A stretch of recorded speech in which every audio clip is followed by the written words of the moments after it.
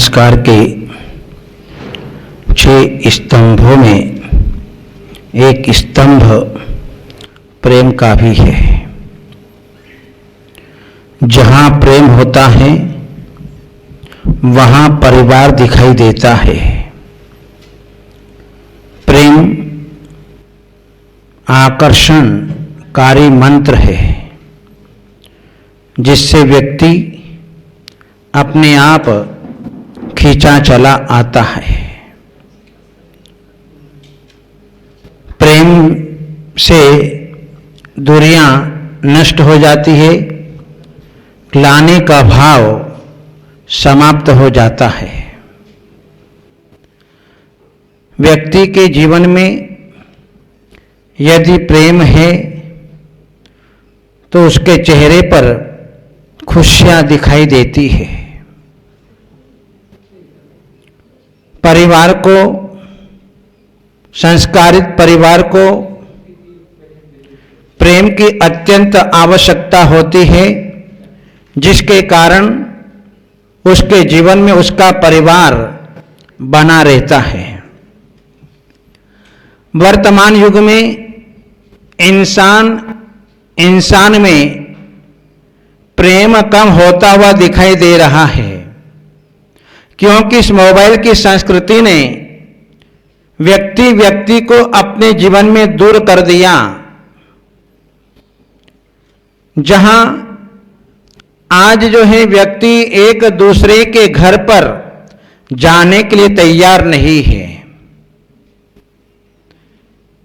क्योंकि आज घर छोटे हो गए, घरों के अंदर आदमी कम हो गए।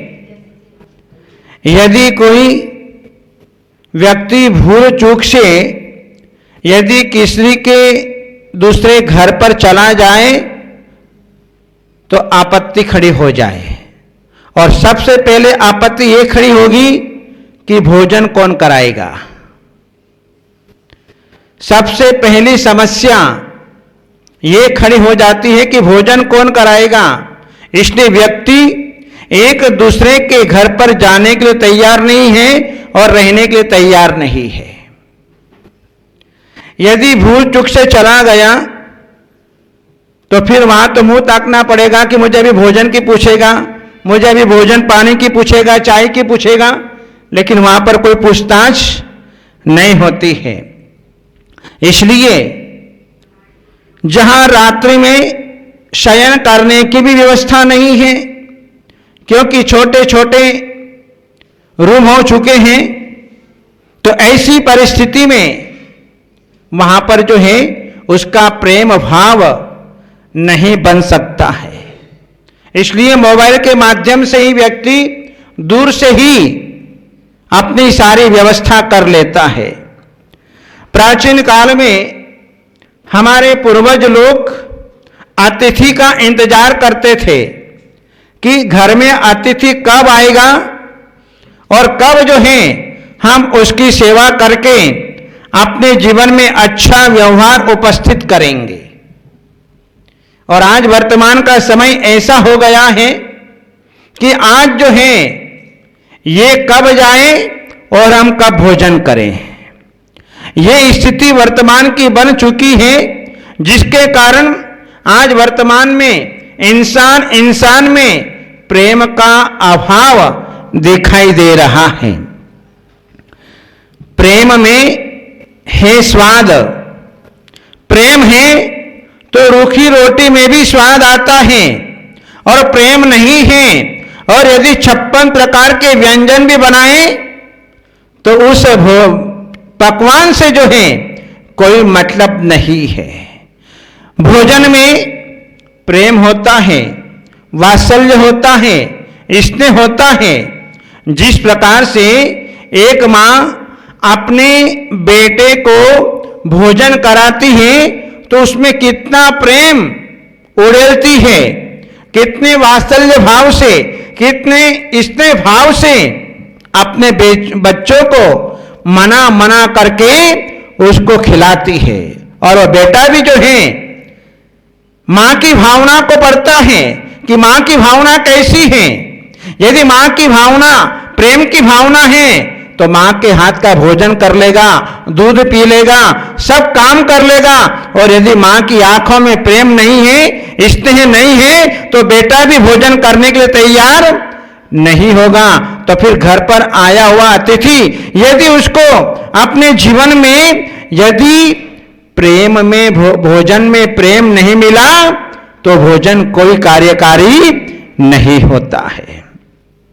जिस समय काकी के यहां पर भगवान पधार गए,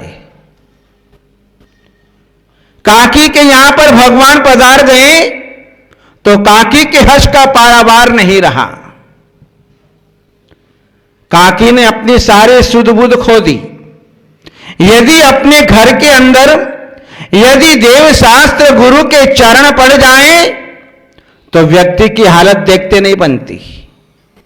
क्या का क्या बोलने लग जाए, क्या का क्या चढ़ाने लग जाए, उसे कुछ भी होश नहीं रहता कि हमें कहां बिठाना, कहां क्या करना, कैसी क्रिया करना, कोई पता नहीं।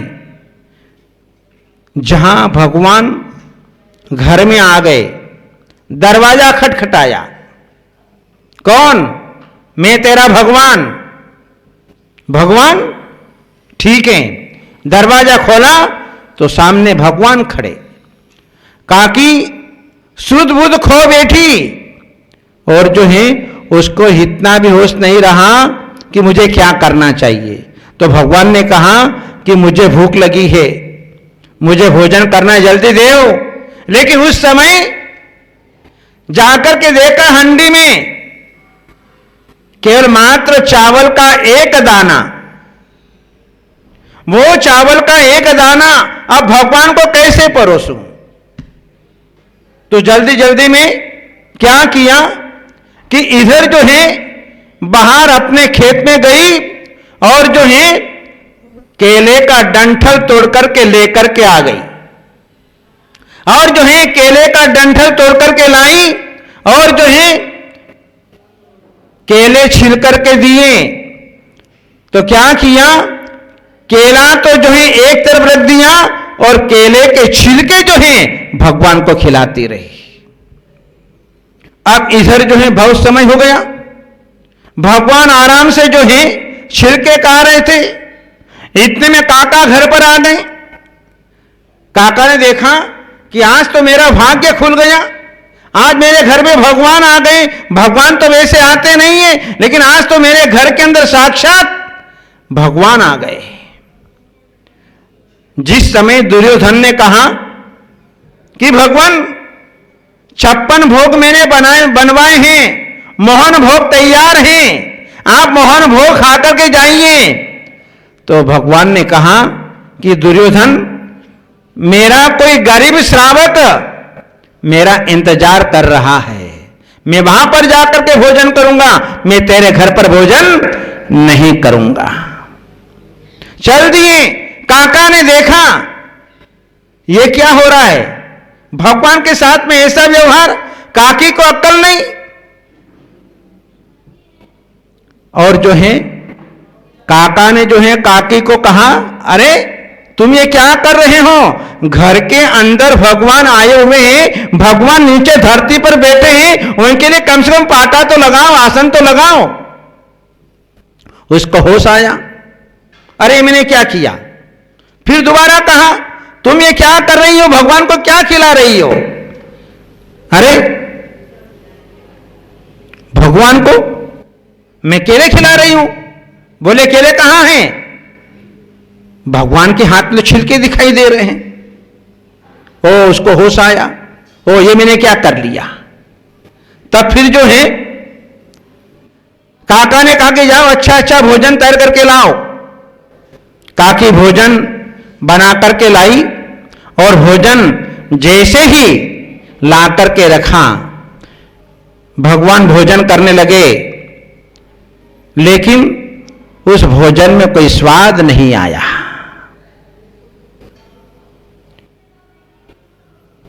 भगवान जी का हाथ वहीं रुक गया, हाथ रुक गया। काका ने पूछा कि भगवान क्या बात हो गई, भोजन क्यों नहीं कर रहे। बोले जो भोजन काकी ने कराया वो भोजन यहां नहीं है, उस भोजन में कोई स्वाद नहीं है। लेकिन जो काकी ने भक्ति भावना से, अहोभाव से, जो श्रद्धा से जो मुझे भोजन कराया, उसमें स्वाद था, उसमें प्रेम था, उसमें भक्ति थी, उसमें वात्सल्य था, उसमें स्नेह था, लेकिन इसमें कुछ भी नहीं है। इसलिए जहां घर के लोगों को भोजन कराया जाता है तो वहां पर जो है बहुत अंतर दिखाई देता है। एक पत्नी भोजन कराती है, एक मां भोजन कराती है, दोनों के भोजन में अंतर होता है, क्योंकि मां के भोजन कराने में प्रेम होता है, भक्ति होती है, और पत्नी के हाथ में भोजन कराने में प्रेम नहीं होता है, वात्सल्य भाव नहीं होता है, स्नेह नहीं होता है।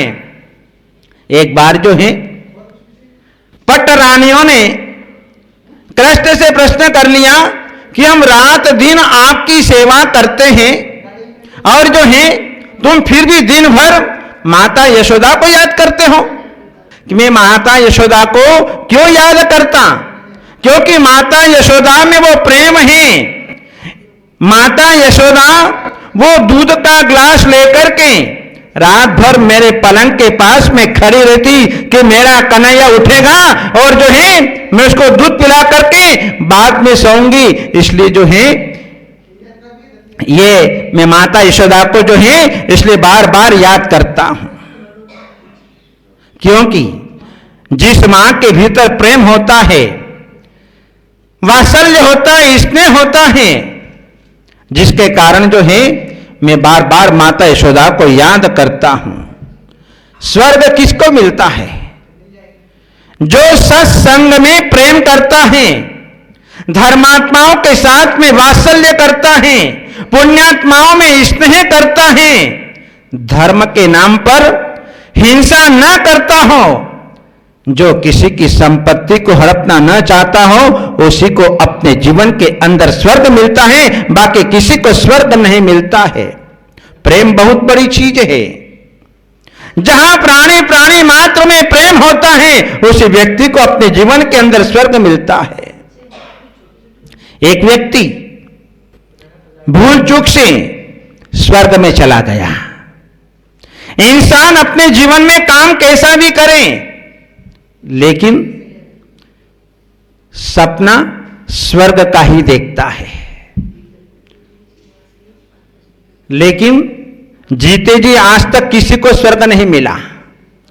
मरने पर ही स्वर्ग मिलता है। जहां वह व्यक्ति भूल चूक से स्वर्ग में चला गया तो पहरेदार ने रोक दिया, खबरदार आगे नहीं बढ़ना। कहां से आए हो? भले पृथ्वीलोक से आया हूं। क्या काम किया? क्या काम किया आप कौन थे पूछने वाले? इतने में जो है स्वर्ग का मालिक वहां पर आकर के खड़ा हो गया। बोले कौन है ये? बोले पृथ्वी का आदमी यहां पर आ गया है, इससे पूछ रहा हूं तू क्या काम करके आया? तो फिर कहा कि इसके बही खाते लाओ, देखो इसके बही खाते क्या है, क्या इसका हिसाब किताब है। उससे पूछा कि तूने क्या क्या काम किया पृथ्वी लोक पर जाकर के? बोले मैंने एक बुढ़िया को 15 पैसे का दान दिया था। और क्या किया था? बोले और कुछ नहीं किया। ये लो 15 पैसे, जाओ और वो वहां पर नरक का द्वार खुला है और वहीं पर जाओ। लेकिन उस व्यक्ति ने क्या किया कि अपने पृथ्वी लोक की आदत को स्वर्ग लोक में देना चाहा, तो अपने जेब में से बंडल के बंडल कड़क कड़क नोट पहरेदार के हाथ में, मालिक के हाथ में देकर के कहा ये लीजिए। बोले कि आपके पृथ्वी लोक की हरकतें यहां पर कुछ भी नहीं चलेगी, आप जाइए यहां से, क्योंकि यहां पर रिश्वत लेना अन्याय है, रिश्वत लेना न्याय है, यह पृथ्वी लोक की धारणा है। इसलिए आप जाइए यहां से। स्वर्ग हर किसी को नहीं मिलता है, स्वर्ग उसी को मिलता है जो अपने जीवन के अंदर जो है वह प्रेम करता है। प्रेम में वो शक्ति है जो धर्म और धर्मात्माओं की रक्षा करता है, जो अपने जीवन में कभी अन्याय अनिति नहीं करता है, स्वर्ग उनके लिए है। और जो अन्याय अनिति करता है उसके लिए तो नरक साक्षात यहां पर है। इसलिए आप जाइए नरक में। आपने अपने जीवन में ऐसा कोई प्रेम का काम नहीं किया, कोई दान का काम नहीं किया, जाइए यहां से। इसलिए जो है प्रेम, जहां प्रेम की करुणा अहिंसा की आवाज में दमखम होता है, प्रेम तो प्रेम होता है, स्नेह तो स्नेह होता है, वात्सल्य तो वात्सल्य होता है। प्रेम अपने भीतर उमड़ता है, हृदय में उमड़ता है और वो आंखों से जो है हमको दिखाई देता है।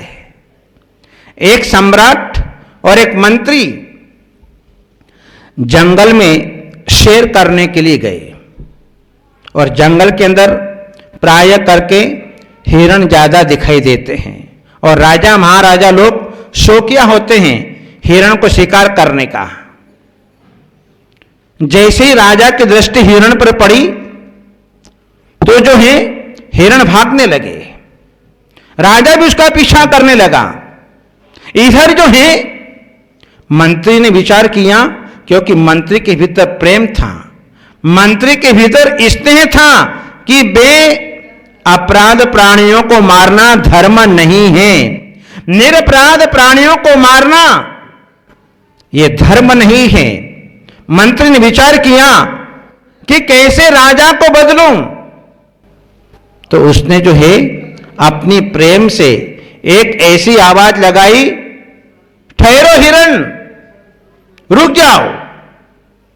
जब राजा ही भक्षक बन गया है तो तुम किसकी शरण में जाओगे। बस इसकी एक आवाज को सुनते ही सारे के सारे हिरण वहीं स्तब्ध हो गए और जैसे हिरण स्तब्ध हुए तो राजा को बड़ा आश्चर्य हुआ और आश्चर्य हुआ तो राजा के भाव बदल गए। उस दिन से शिकार करना छोड़ दिया। यह है प्रेम की आवाज, यह है उस मंत्री के स्नेह का प्रभाव कि जो है उन सारे प्राणियों की रक्षा कर ली और राजा के भाव को बदल दिया। इसलिए प्रेम में करुणा है, प्रेम में अहिंसा है। इसलिए अपने जीवन में प्रेम होना चाहिए, तब जाकर के हम अपने जीवन में जो है स्वर्ग का मार्ग खोज सकते हैं और अपने जीवन में अपने परिवार को अच्छी तरह से रख सकते हैं। इसलिए संस्कारित परिवार का एक लक्षण है यह स्तंभ, जिसे हम प्रेम कहते हैं। जहां पर प्रेम होती है वहां पर लक्ष्मी का निवास होता है। इसलिए अपने जीवन में प्रेम करें और अपने जीवन में जो है अच्छे अच्छे साधनों को प्राप्त करें। इन्हीं मंगल भावनाओं के साथ बोले गुरुवर आचार्य श्री अजित सागर जी महाराज जी की।